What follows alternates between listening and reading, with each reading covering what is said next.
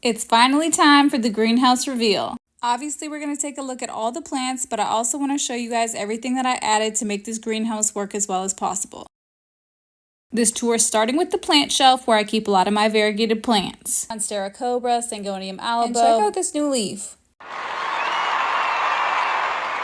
Moving on to my tiny Florida ghosts in my great-grandma's German beer mugs. And then, of course, you already know what this girl is. Now a quick look at my big plants before we do a big leaf check.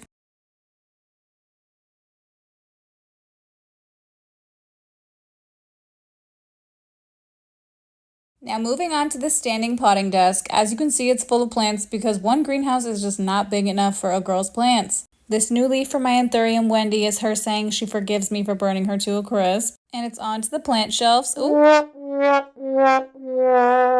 Don't worry about her. This is my grow tent or my plant ICU. This is where I keep a lot of my struggling babies, but also I've got some nice ones in here, so there's a bit of a mix. You'll hear me say all the time in my videos that after I'm repotting or propagating or planting some corms that I'm going to put them in my grow tent or under a grow light, and so this is what I mean. Moving on to the sale half of my greenhouse, this is my water propagation table, which is where I keep all my propagations that are eventually going to be for sale so that people can see what's coming. Then we have a really cool floating shelf.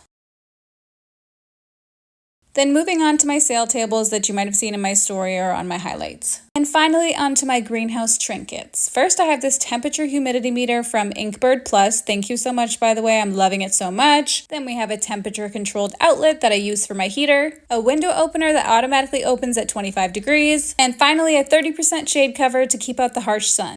And there we have it, my collection all in one clip.